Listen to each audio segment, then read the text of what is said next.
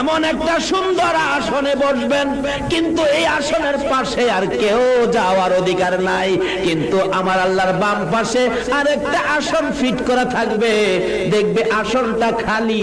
সকল নবী রাসূল বলবেন, খোদা গো, আপনার পাশের আসন কার জন্য বসাইছেন? কিন্তু আসন যার জন্য বসাইছেন এই মহামান্য ব্যক্তিটা কোথায়? আমার আল্লাহ বলবেন, আমি তো সেই ব্যক্তির অপেক্ষায় আমিও বসে আছি।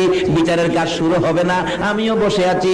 এমনি সময় আল্লাহ নির্দেশ দিবেন, জিবরাইল রে, দেখ আমার বন্ধু কোথায়।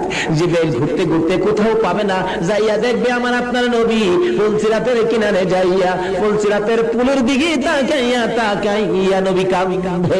পিছন দিয়ে ডাক দিবেন, ইয়া রাসূলুল্লাহর কাঁদতে হবে না, আসুন বিচারের কাজ শুরু হবে। আল্লাহ অপেক্ষায়। রাসূল জবাব দিবেন না, আবার ডাক দিবেন, জবাব দিবেন না। তিনবারের মাথায় আবার রাসূল জিবরাইলের ডাকে মুখটা যখন ফিরাইবেন, জিবরাইল দেখবে আমার নবীর চোখের পানি পড়তে পড়তে চোখের দুইটা সাইড কালো হয়ে গেছে। তারপরে দেখবে আমার নবীর দুই পাশে রে কাদা মাটি লাইগা রইছে। জিবরাইল ডাক দিবেন, ইয়া রাসূলুল্লাহ,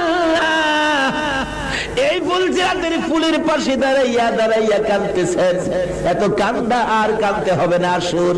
এমনি করে নবীর চোখের দুইটা কালো সাইড যখন দেখবে, জিবরাইল বলবেন, প্রভু গো, তোমার বন্ধুর চোখে দুইটা সাইড কালো দেখা যায় কেন? আমার আল্লাহ বলবেন, জিবরাইল রে, আমার বন্ধু উম্মতের ব্যথায় কাঁদতে কাঁদতে দুইটা সাইড কালো হইয়া গেছে। জিবরাইল বলবেন, ইয়া রাসূলুল্লাহ, আপনার দুই পাশে কাদা মাটি দেখা যায় কেন?